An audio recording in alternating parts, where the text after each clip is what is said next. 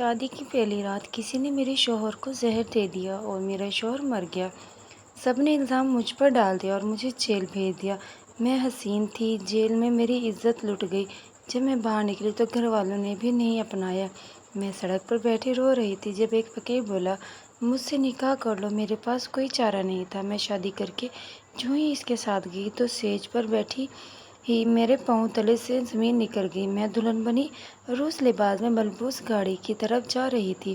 مجھے کچھ ہوش نہیں تھا کہ مجھے گاڑی کی طرف کون لے کر جا رہا ہے۔ ماضی کا ایک ایک پل میری آنکھوں کے سامنے گھومنے لگا تھا۔ زندگی میں ویسے ہی بہت دکھ موجود تھے، اور اب جب مجھے لگا کہ زندگی آسان ہونے لگی ہے تو نہ جانے دل خالی خالی محسوس ہونے لگا۔ ایسا لگ رہا تھا کہ جیسے سب کچھ ختم ہو گیا ہے، جبکہ ابھی تو میری نئی زندگی کی شروعات ہوئی تھی۔ آج میرا نکاح تھا اور میرا نکاح ایک فقیر سے ہونے جا رہا تھا۔ جیل سے نکلتے ہی مجھے اس فقیر نے نکاح کی پیشکش کی تھی، جیسے میں جانتی تھی نہ تھی، حالانکہ البتہ اسے ایک دوبارہ میں نے گھر کے راستے میں دیکھا ضرور تھا۔ جیل سے نکلتے وقت میرا دماغ سن ہو رہا تھا اور سر چکرانے لگا تھا۔ ایسے میں جب اس نے مجھے شادی کی پیشکش کی تو میں نے کچھ بھی سوچے سمجھے بغیر ہاں کر دی، اور اب میرا دل سوکھے پتے کی مانند لرزنے لگا۔ اگر میرا یہ فیصلہ غلط ثابت ہو گیا تو میں کیا کروں گی؟ گھر والوں نے تو ویسے ہی مجھے قبول کرنے سے انکار کر دیا تھا۔ ان کے نزدیک میں ایک قاتلہ تھی اور اپنی مدت پوری کرنے کے بعد قاتل ثابت ہونے کی وجہ سے جیل سے باہر تو آ گئی تھی، لیکن اس کے بعد بھی میری زندگی جیسے کانٹوں پر چل رہی تھی۔ میں سوچ بھی نہیں سکتی تھی کہ میری ہنستی کھیلتی زندگی میں یہ دن بھی آئے گا کہ جب میں اپنا سب کچھ چھوڑ چھاڑ کر ایک آندھی جیل میں بند ہو جاؤں گی اور اس سے نکلنے کا کوئی راستہ نہ ہوگا۔ وہاں اللہ سے گڑ گڑاتے ہوئے دعائیں مانگ مانگ کر بالآخر مجھے آزادی تو مل گئی تھی، لیکن لوگوں نے ابھی بھی مجھے قید دیا ہوا تھا۔ میں زندگی سے تھک چکی تھی، چاہتی تھی کہ مجھے موت آ جائے، لیکن موت بھی مجھے آ کے نہیں دے رہی تھی۔ ایسے میں جب اس فقیر نے، جو مجھے راستے میں اکثر ملا کرتا، شادی کی پیشکش کی تو میں رہ نہ پائی اور میں نے فوراً اسے ہاں کر دی، اور آج میرا اس سے نکاح ہو چکا تھا، لیکن دل کافی حد تک ڈرا سہما تھا۔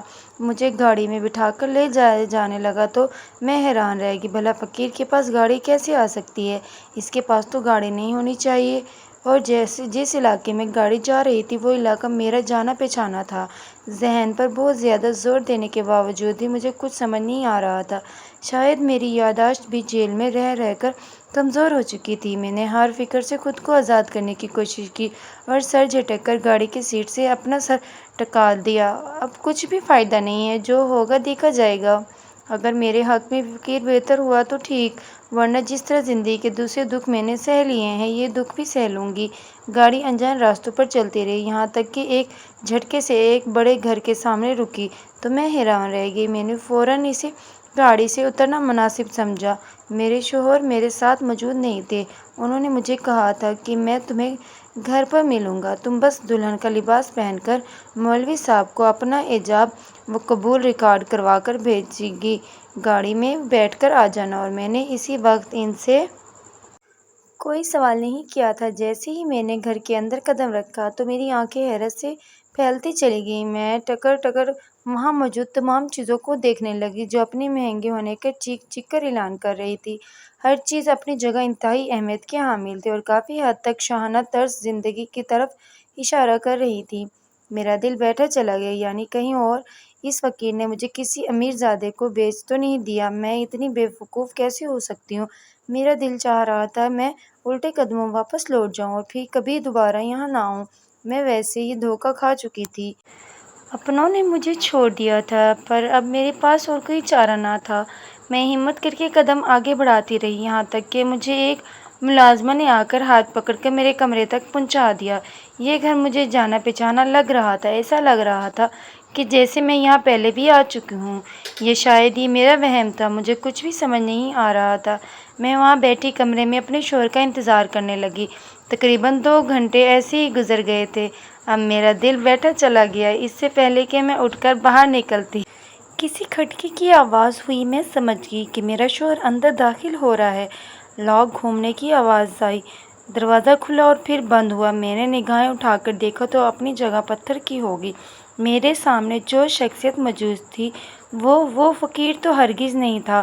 تو پھر میرے نکاح کس سے ہوا ہے؟ میں نے اپنے ذہن پر زور دے کر اپنے شوہر کا نام یاد کرنے کی کوشش کی۔ میں زندگی سے اس قدر بیزار ہو گئی تھی کہ نکاح کے وقت میں نے اپنے شوہر کے نام پر توجہ ہی نہیں دی تھی۔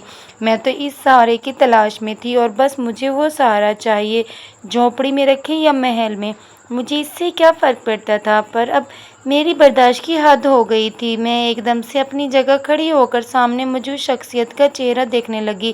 تم یہاں کیا کر رہے ہو؟ میرے شوہر کہاں ہیں؟ انہیں بلاؤ، میں تمہاری شکل تک نہیں دیکھنا چاہتی، میں نے چلا کر کہا۔ تو پہلے تو میرے شوہر کی آنکھوں میں حیرت ابھری اور پھر اس کے بعد اس نے زور زور سے ہنستے ہوئے میری طرف دیکھا۔ کیا ہو گیا تمہیں؟ میں ہی تو تمہارا شوہر ہوں، کیا تمہیں مجھے بھول گئی ہو یا میں اس دن پہچان میں نہیں آ رہا تھا؟ اپنے شوہر کا سوال سن کر مجھے ایسا لگا کہ ساتوں آسمان اپنی قوت کے ساتھ میرے اوپر گر رہے ہوں اور میں کسی قابل نہیں رہی ہوں۔ میں نے روتے ہوئے نگاہیں اٹھا کر اپنے شوہر کی طرف دیکھا۔ خدا کا واسطہ ہے مجھے آزاد کر دو، میں تمہارے ساتھ نہیں رہ سکتی۔ تم میری خوشیوں کی قاتل ہو، تم ہی وہ شخص ہو جس نے مجھے ایک ایسی زندگی گزارنے پر مجبور کر دیا جو میں بالکل بھی ڈیزرو نہیں کرتی تھی۔ تمہاری وجہ سے میرا سب کچھ چھن گیا، اب میں تمہیں اپنی زندگی میں کیسے شامل کر سکتی ہوں؟ میں وہیں زمین پر بیٹھتی چلی گئی، میرے پیروں تلے سے زمین نکل گئی تھی اور میرے لیے کھڑا ہونا دو بھر ہو رہا تھا۔ میرا سر زور زور سے چکرانے لگا، ایک دم سے دل کی دھڑکن کم ہوتی گئی۔ میں نے بے اختیار سینے پہ ہاتھ رکھا، دھندلاتی ہوئی نگاہوں سے جو آخری منظر میں نے دیکھا تھا وہ میرے شوہر کا میری طرف بڑھنا تھا، جیسے میں اپنا شوہر ماننے کے لیے تیار نہ تھی۔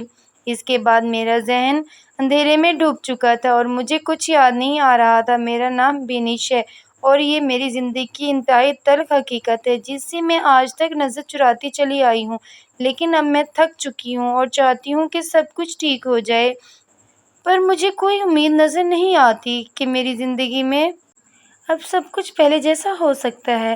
میں اپنے والدین کی سب سے چھوٹی بیٹی تھی۔ والدین نے انتہائی لاڈ و پیار سے پالا تھا۔ گھر میں دولت کی ریل پیل تھی۔ مجھے پڑھنے لکھنے کا بہت شوق تھا، اسی لیے میں نے کالج میں داخلہ لیا تھا۔ اس سے پہلے میری دونوں بہنوں کی میٹرک کے بعد ہی شادی ہو گئی تھی۔ میرا ایک ہی بھائی تھا جو امی ابو کا لاڈلا تھا، اور پھر اس کے بعد میں پیدا ہوئی اور اس وجہ سے مجھے بھی اس کے برابر پیار ملتا تھا۔ زندگی حسین تھی، بالکل شہزادیوں والی۔ ابو کی میں لاڈلی تھی، اسی لیے میری ہر خواہش پوری ہوتی تھی، پر نہیں جانتی تھی کہ شادی کے بعد میری زندگی ایک ایسا موڑ لے گی جس کے بعد میں کبھی خود کو محفوظ تصور نہیں کر سکوں گی اور زندگی ہمیشہ ہمیشہ کے لیے بدل جائے گی۔ کالج میں نے قدم رکھا تھا کہ میرے رشتے آنا شروع ہو چکے تھے۔ امی ابو کو ویسے بھی میری شادی کی فکر لگی ہوئی تھی کیونکہ انہوں نے میری بہنوں کی جلدی شادی کر دی تھی۔ اس وجہ سے انہیں لگتا تھا کہ میری شادی بھی جلدی ہو جانی چاہیے، پر میں پڑھ لکھ کر اپنے خوابوں کو پورا کرنا چاہتی تھی۔ میرا مقصد تھا کہ میں ٹیچر بنوں اور بچوں کو انتہائی محبت سے پڑھا سکوں۔ میرے نزدیک جو کمیاں اسکول لائف جو میں میرے اندر رہ گئی تھی وہ ٹیچرز کی عدم توجہ کی بدولت تھی۔ اسی لیے میں چاہتی تھی کہ میں ایک ایسی ٹیچر بنوں جو بچوں کی انتہائی پیار محبت سے ان کی نفسیات کے مطابق پڑھائی تاکہ وہ پڑھائی میں بہتر طریقے سے دلچسپی لے سکیں۔ میں نے اپنے اس خواب کا ذکر اپنے والد صاحب سے بھی کیا تھا اور وہ میرا ساتھ دینے کے لیے تیار تھے، پر ہر ماں کی طرح میری ماں کو بھی میری فکر لگی رہتی تھی۔ انہوں نے میرے لیے رشتے دیکھنا شروع کر دیے تھے۔ یہاں یہ بات بتاتی چلوں کہ ابو کے دو بڑے بھائی تھے جنہیں میں تایا جان اور چچا جان کہا کرتی تھی۔ سب سے بڑے بھائی کو میں تایا جان اور ان سے چھوٹے کو میں چچا جان کہتی تھی۔ تایا جان نے شروع سے ہی ابو کے کان میں یہ بات ڈال دی تھی کہ میرے اصفر کے لیے تو بنی ہی ٹھیک رہے گی، بلکہ میرے دل میں ایسی کوئی بات نہ تھی۔ میں نے اپنے والد صاحب کو صاف اور واضح طور پر بتا دیا تھا کہ میں اصفر سے شادی نہیں کروں گی کیونکہ میں اسے پسند نہیں کرتی۔ وہ مجھ سے عمر میں بھی کئی گنا بڑا ہے، یعنی تقریباً ہمارے درمیان 5-6 سال کا فرق تو لازمی تھا۔ جبکہ چچا جان نے بھی امی سے ریکویسٹ کی تھی کہ بینش کو ہماری بہو بنا دیں اور اس وجہ سے ان دونوں بھائیوں کے درمیان اختلافات تھے۔ میں نے امی ابو کو صاف اور واضح طور پر بتا دیا تھا کہ میں رشتہ داروں میں سے کسی سے شادی نہیں کروں گی۔ اگر آپ کسی ایک کو بھی ہاں کہیں گے تو دوسرے کا دل ٹوٹ جائے گا اور میں اس طرح کے فسادات والی شادی ہرگز نہیں کر سکتی تھی۔ ابو میری سوچ کے قائل ہو گئے تھے، لیکن امی کی چونکہ چچی جان سے کافی حد تک دوستی تھی، اسی لیے انہوں نے مجھے بالآخر میرے کزن رامیکس کے لیے منا لیا تھا۔ میری منگنی کی خبر عام ہو چکی تھی، جبکہ ابھی میں نے خود فیصلہ نہیں لیا تھا۔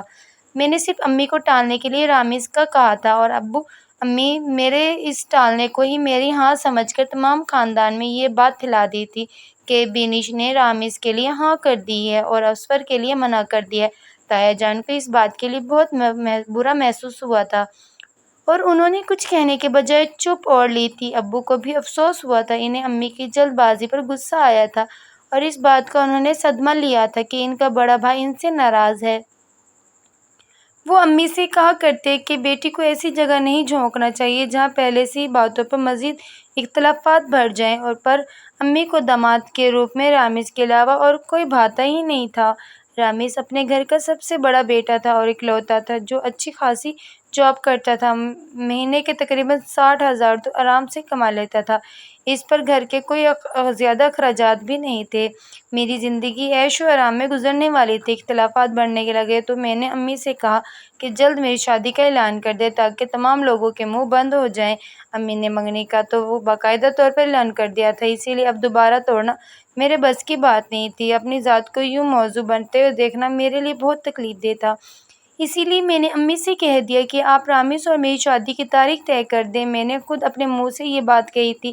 میں بہت تکلیف میں تھی کیونکہ ہر زبان زدہ بات عام تھی کہ رامز اور بینش کا کوئی نہ کوئی چکر تو ضرور تھا جو اس نے افسر کو ٹھکرا دیا، جبکہ سچ بات تو یہ تھی کہ نہ میں رامز سے شادی کرنا چاہتی تھی اور نہ ہی میں اسفر کے لیے ہاں کر رہی تھی۔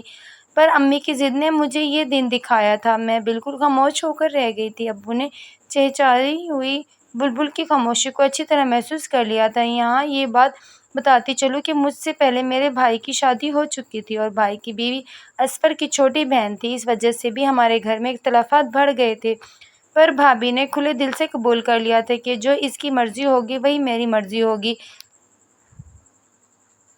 بینش پر کسی طور پر زبردستی نہیں کر سکتے، جبکہ بینش فرشتوں کو بھی علم نہیں تھا کہ اس کی والدہ رامز اس کا رشتہ طے کر آئی ہے۔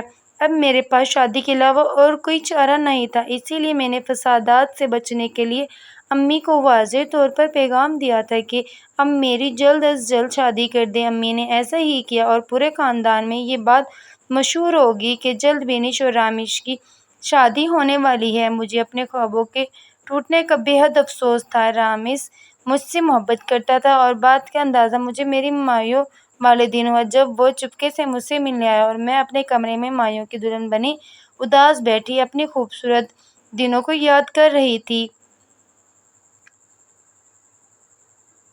جو ماں باپ کے گھر میں انتہائی شاندار گزارے تھے، جہاں کوئی فکر اور پریشانی نہ تھی۔ اب میری زندگی بدلنے والی تھی۔ کسی اور کو اپنے گھر کے ہر قسم کے حقوق کا مالک بنا دینا اتنا آسان نہ تھا جتنا کہنا آسان تھا۔ میں رو پڑی تھی اور اپنے کمرے میں بیٹھی اس بات کا انتظار کر رہی تھی کہ کب میرے دل کو خوشی محسوس ہوگی۔ اسی وقت کمرے کا دروازہ کھلا تھا اور رامز کو اپنے سامنے کھڑا دیکھ کر میں حیران رہ گئی تھی۔ میری نظریں شرم سے جھک گئی۔ رامز مجھے دیکھ کر مسکراتے ہوئے کہنے لگا، تمہیں دیکھنے کے لیے مجھے اپنے گھر والوں سے جھوٹ بولنا پڑا ہے۔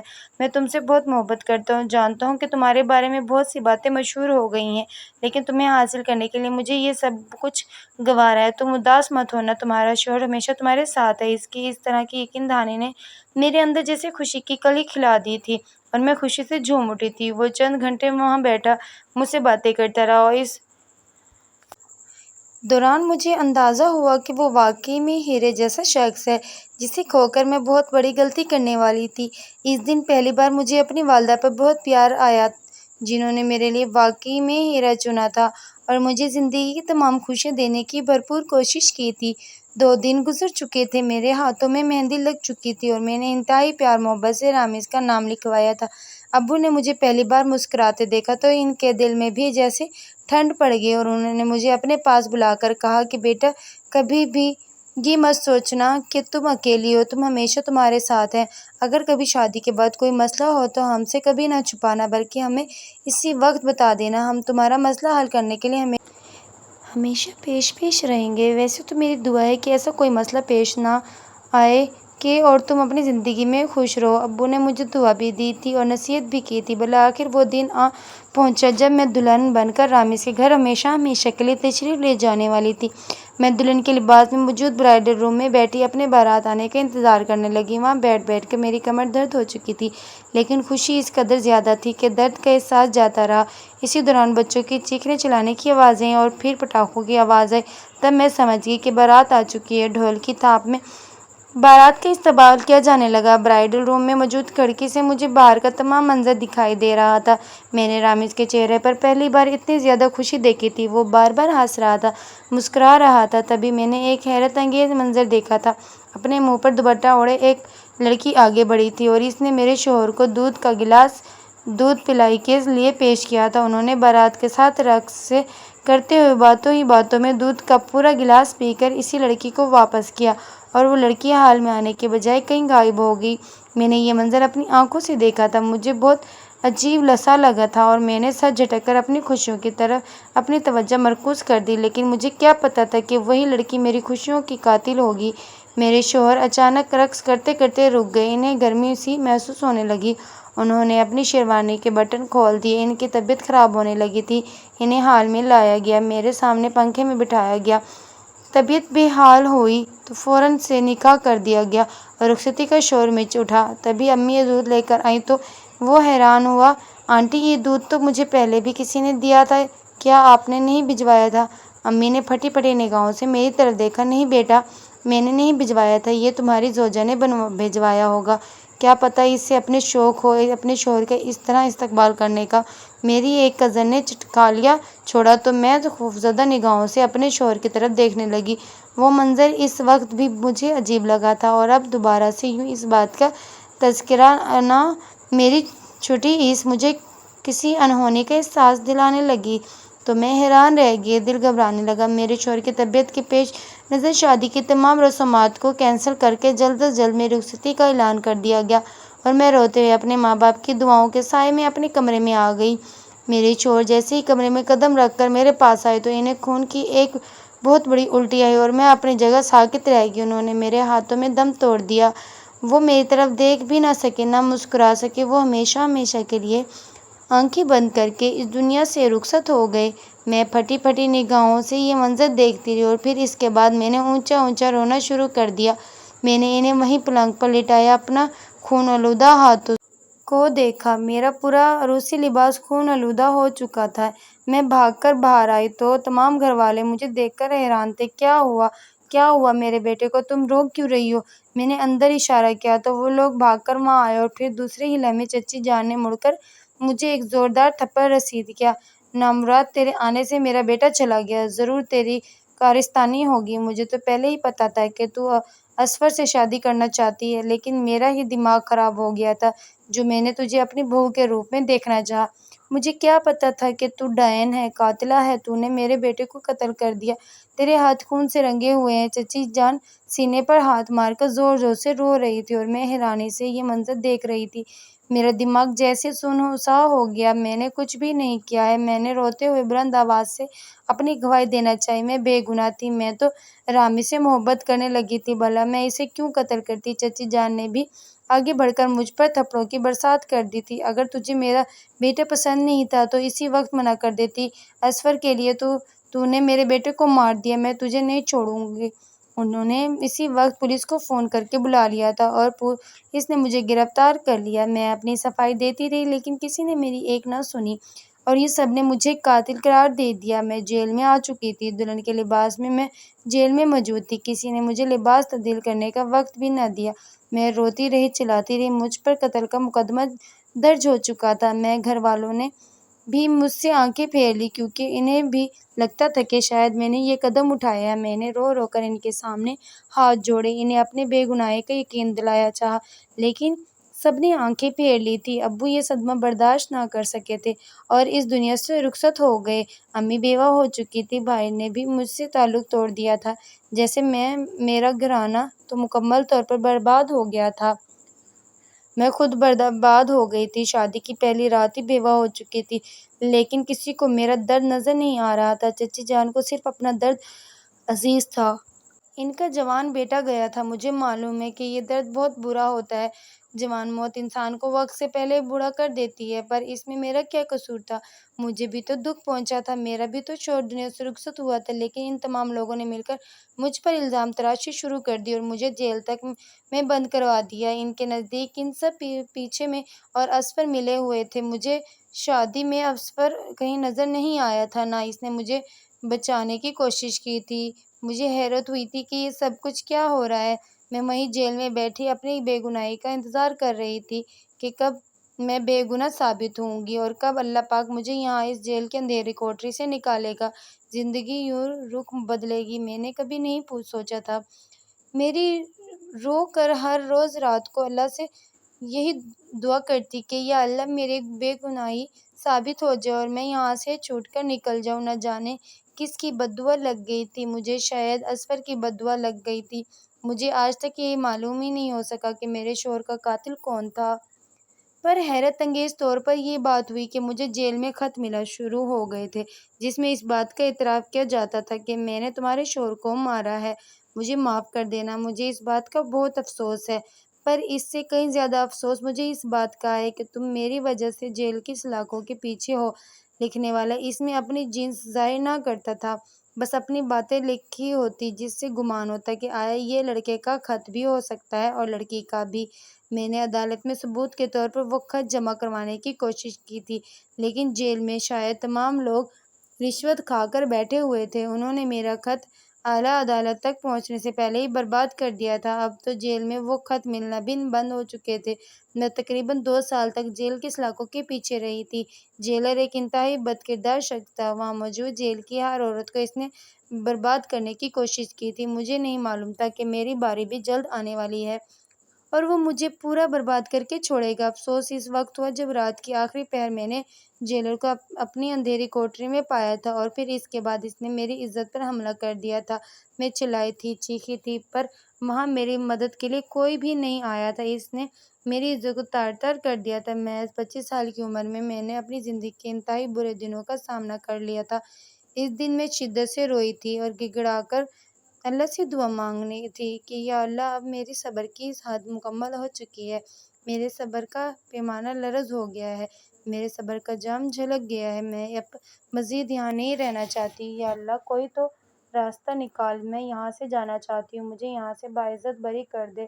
صبح ہوتے ہی میں نے زور زور سے رونا شروع کیا تو جس جیلر کی ڈیوٹی ختم ہوئی تھی اس نے مجھے ڈرانے دھمکانے کی کوشش کی اور اب میرے پاس کھونے کے لیے کچھ بھی نہ بچا تھا، واحد عزت تھی جو میں کھو چکی تھی۔ اسی لیے میں نے اس کی کسی بات کی خاطر میں لائے بغیر زور زور سے وہاں موجود تمام لوگوں کو یہ کہنا شروع کر دیا کہ اس شخص نے میری عزت پر حملہ کیا ہے اور مجھے لوٹ لیا ہے، میں اس پر مقدمہ درج کرنا چاہتی ہوں۔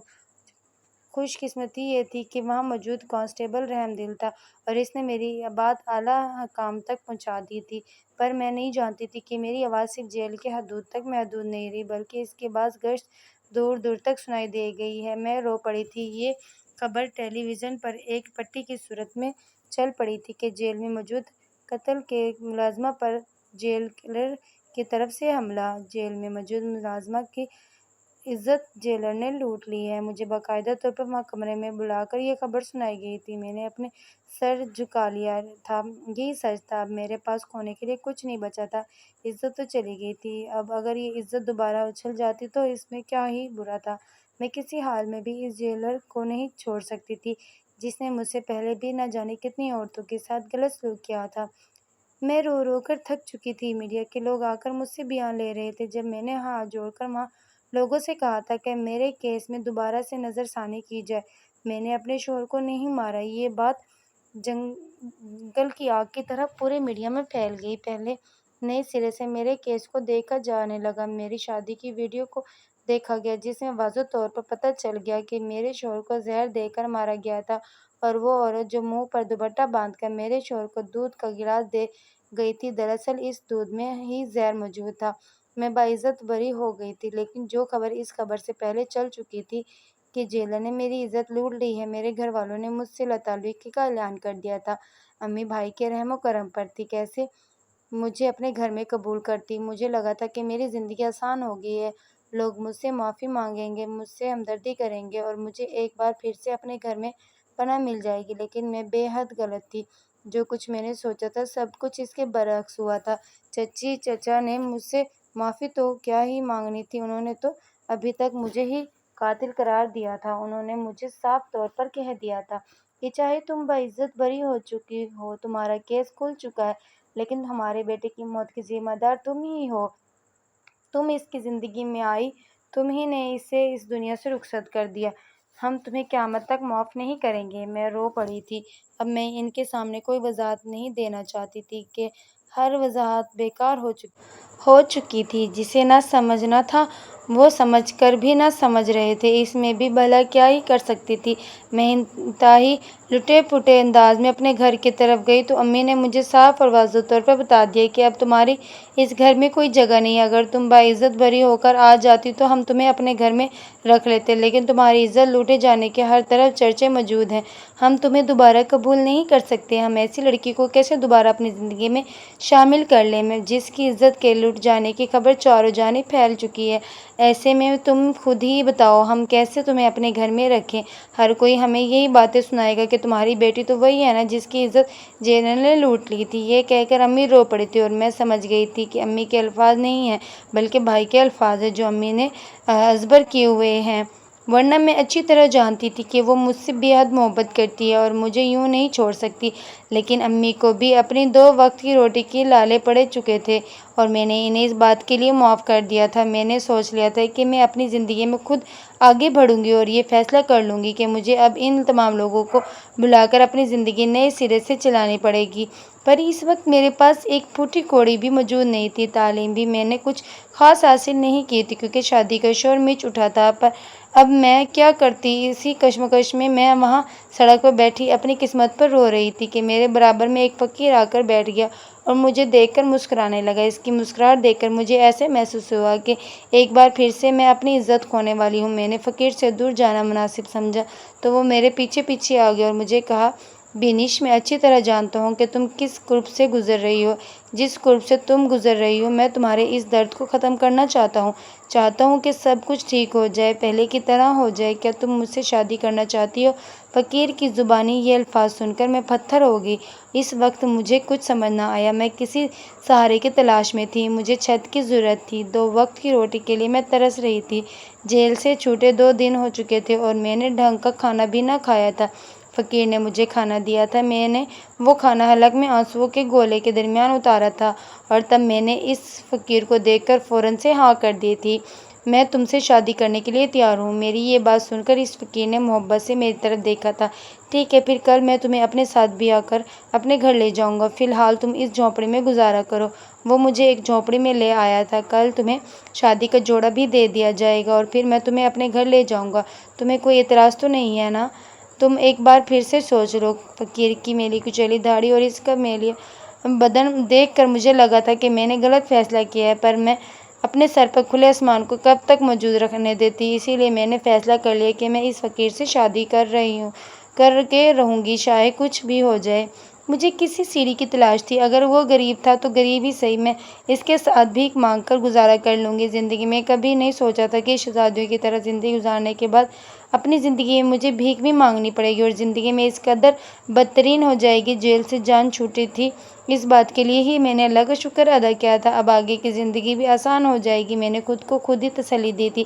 مجھے صبح ہی ایک عورت کے ہاتھوں شادی کا جوڑا بھجوا دیا گیا تھا۔ شادی کا جوڑا دیکھ کر میری آنکھیں حیرت سے پھیل گئی تھیں۔ ایسا خوبصورت جوڑا آج سے پہلے میں نے کبھی نہیں دیکھا تھا۔ اتنا پیارا جوڑا میں پہنوں گی، ایسا جوڑا تو میں نے رامس اور اپنے شادی کے موقع پر بھی نہیں پہنا تھا۔ میں نے لباس زیب تن کیا تو ایک گاڑی مجھے لینے کے لیے آ گئی۔ میں حیران تھی کہ فقیر ہے وہ اور اس کے پاس گاڑی کہاں سے آئی، پر اپنے ذہن کو تمام سوچوں سے آزاد کر کے میں سب سے پہلے اس گاڑی میں پارلر تیار ہونے کے لیے چلی گئی تھی۔ وہاں مجھے خوبصورتی سے تیار کیا گیا اور پھر گاڑی ایک اجنبی جگہ لے جائے گی جہاں مجھ سے ایجاب قبول کر کے اجازت طلب کی گئی تھی۔ میں نے اپنے شوہر کو نکاح میں قبول کر لیا اور اپنی زندگی اس کے نام کر دی، یہ جانے بغیر کہ وہ کون ہے، کیسا ہے۔ زندگی اتنی تلخ ہو چکی تھی کہ میں نے اس بات کی ضرورت ہی محسوس نہ کی، مجھے بس ایک سہارے کی ضرورت تھی، اس کے لیے میں نے اس فقیر کی پیشکش قبول کر لی تھی۔ لیکن یہ دیکھ کر حیران رہ گئی تھی کہ گاڑی ایک بنگلے کے پاس آ کر رک گئی تھی۔ میرے شوہر نے مجھے یہاں کہا تھا کہ تم میرے گھر آ جانا، میں تمہارے سامنے تمہیں قبول کر چکا ہوں، اور ایسا ہی ہوا تھا۔ انہوں نے مجھے ریکارڈنگ بھیج دی تھی۔ حیرت انگیز طور پر میں نے انہیں دولہا بننے ہوئے نہیں دیکھا تھا۔ اگر دیکھ لیتی تو شاید میں انہیں کبھی اپنے شوہر کے روپ میں قبول نہ کرتی۔ میں جیسے ہی کمرے میں پہنچی گئی تو تھوڑی دیر بعد کمرے کا دروازہ کھلا تھا اور میرے سامنے میرے شوہر کی حیثیت سے اصفر کھڑا تھا۔ میرے ہاتھ پیر کانپنے لگے۔ تم یہاں کیا کر رہے ہو؟ میں نے اصفر سے پوچھا۔ اصفر نے ہنستے ہوئے میری طرف دیکھا۔ تمہارا شوہر ہوں تو میں تمہارے کمرے میں آؤں گا نا؟ یہ سن کر میرے پیروں تلے سے زمین کھسک گئی تھی۔ میں تمہیں اپنا شوہر نہیں مانتی، چلے جاؤ یہاں سے۔ تمہاری وجہ سے مجھ پر اتنا بڑا الزام لگا، میں تمہیں کبھی معاف نہیں کروں گی۔ اصفر نے آگے بڑھ کر مجھے اپنے گلے سے لگایا تھا۔ میں اس کی باہوں میں مچلنے لگی تھی۔ مجھے تمہارے ساتھ نہیں رہنا، مجھے آزاد کر دو۔ میں تمہارے ساتھ کیسے رہ سکتی ہوں؟ میری جان حلق کو آ گئی تھی، میں بے ہوش ہو چکی تھی۔ اگلے دن جب ہوش آیا تو اصفر میرے سامنے شرمندہ کھڑا تھا۔ میں مانتا ہوں کہ میں قصوروار ہوں، میں نے ہی رامز کو زہر دینے کی کوشش کی تھی، لیکن خدا کا کرنا یہ ہوا کہ میں نے جس کرائے کی قاتل کو خریدا تھا اس نے اسے فون کر کے منع کر دیا تھا۔ اس نے میری بات مان لی تھی۔ میرے اوپر سے ضمیر کا ایک بوجھ ہٹ چکا تھا۔ میرا ضمیر مجھے بار بار ملامت کر رہا تھا۔ وہ روتے ہوئے مجھے اپنی کہانی سنانے لگا، لیکن پھر وہ ہوا جس کا میں نے تصور بھی نہ کیا تھا۔ جس کرائے کے قاتل کو میں نے رامز کو مارنے کے لیے خریدا تھا وہ کوئی اور نہیں بلکہ رامز کی وہ گرل فرینڈ تھی جسے رامز چھوڑ چکا تھا۔ وہ یہ بات برداشت نہ کر سکی اور اس نے رامز کو میرے لاکھ منع کرنے کے باوجود بھی زہر دیا تھا۔ کہیں نہ کہیں میں یہی قصوروار تھا۔ میں اس حقیقت کو قبول کر چکا تھا کہ تم اب رامز کی ہو چکی ہو، لیکن شاید اس نے اس حقیقت کو قبول نہ کیا۔ وہ میری پرانی دوست رہ چکی تھی اور میں نے اس کا انتخاب بھی اسی لیے کیا تھا، پر مجھے کیا پتا تھا کہ وہ رامز کی نفرت میں اس حد تک آگے بڑھ جائے گی کہ اسے موت کے گھاٹ اتار دے گی۔ فقیر بن کر تمہیں شادی کی پیشکش کرنے کی میری وجہ یہ تھی کہ مجھے لگتا تھا کہ میری وجہ سے تمہاری زندگی برباد ہو گئی۔ تمہاری زندگی میں جتنی مشکلات آئیں میری وجہ سے آئیں۔ میں اپنا گھر بار سب کچھ چھوڑ چکا تھا۔ میرا ذہنی توازن جیسے اپنی جگہ پر نہ رہا تھا۔ جس دن مجھے یہ پتا چلا کہ تم جیل سے رہا ہو کر واپس آ رہی ہو، تب میں نے سوچ لیا کہ میں تمہیں اسی وقت راستے میں گھیر کر شادی کی پیشکش کروں گا۔ اگر تم نے شادی کی پیشکش قبول کر لی تو میں تمہیں زندگی میں تمام خوشیاں دے دوں گا، اور اگر تم نے شادی کی پیشکش قبول نہ کی تو اس دن میری زندگی کا بھی آخری دن ہوگا۔ میں نے سن ہوتے دماغ کے ساتھ اصفر کی زبانی یہ کہانی سنی تھی۔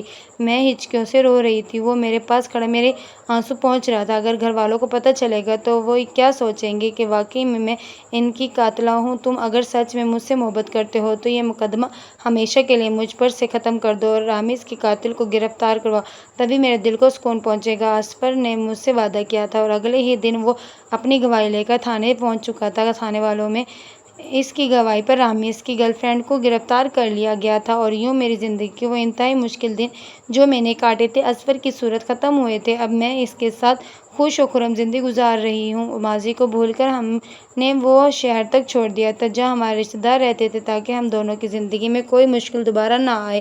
میں ایک بیٹے کی ماں بن چکی ہوں اور میں نے سوچ لیا ہے کہ میں اس کی تربیت ایسی کروں گی کہ اسے زندگی میں دوبارہ اصفر اور رامز کی طرح مشکل کا سامنا نہ کرنا پڑے۔